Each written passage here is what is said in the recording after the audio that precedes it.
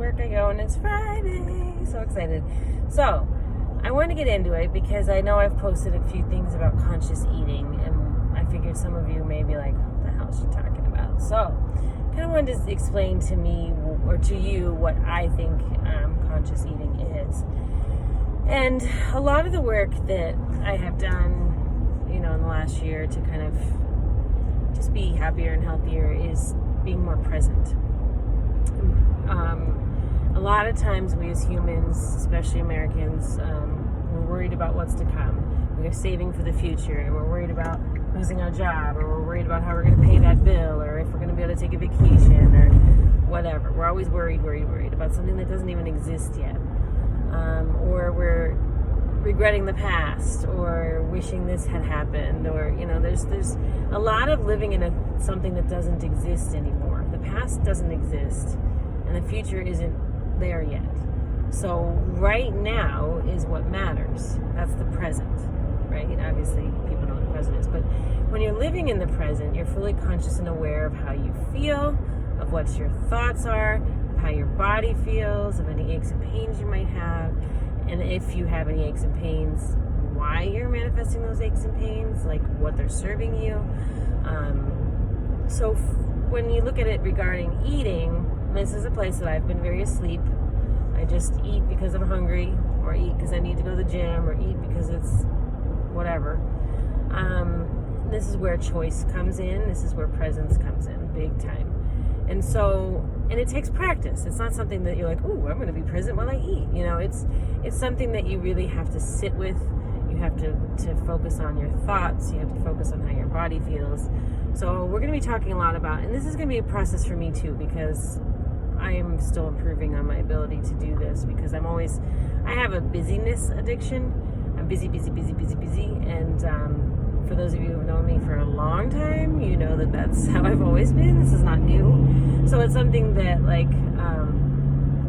I just, I'm going to be working on through this workshop with you guys as well. So for those of you who are interested, I think this would be a good time to kind of jump in and practice this for your whole life, really. But I think eating is something that a lot of us struggle with, and a lot of our New Year's resolutions have to do with eating. So rather than just going on a diet, to me, I think if you're present and conscious of what you're eating, you're more aware of how food makes you feel. So if you eat a donut and pizza and Coke, how do you feel after? Like garbage, right? Like you eat garbage food, you feel like garbage.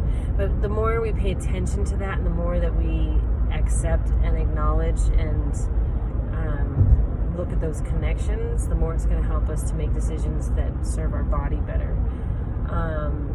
And everybody's body is different. Like we saw with the fasting post, a lot of people say they just can't fast because diabetes, or because they're Ayurvedic code, or whatever.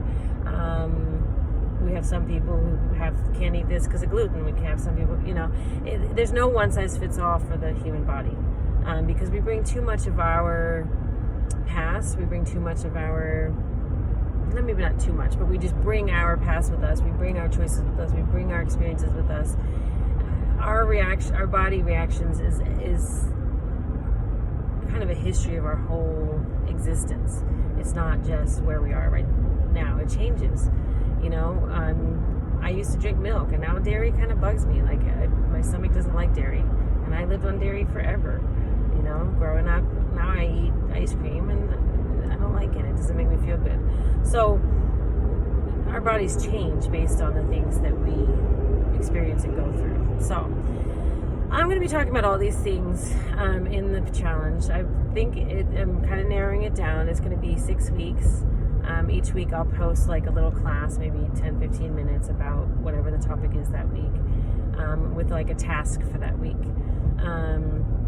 There's going to be some journaling and things like that to kind of really be present. I'll teach you some mindfulness techniques if you're not already practicing those. And we'll just see how it goes, and we'll see if that helps. If that helps us make connections about how we choose food for our bodies. Do we choose it to nourish, or do we choose it to comfort, or do we choose it to quash an addiction, or whatever? So start to think about that and see if it's something that you'd like like to dig into a little bit more. It's not easy. It's simple, but it's not easy, if that makes sense.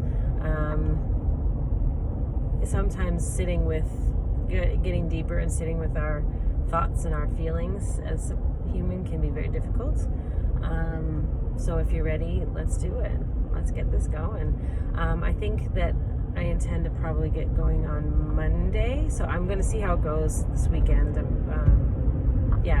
No, we're going to stick to Monday because I'm ready. I've got some ideas for this week and some worksheets that I can probably push out. So, all right. I hope everybody has a wonderful, fantastic weekend, and start thinking about where in life that you're present and where in life you're not so present. And we'll talk a lot more about that this weekend. All right. Talk soon.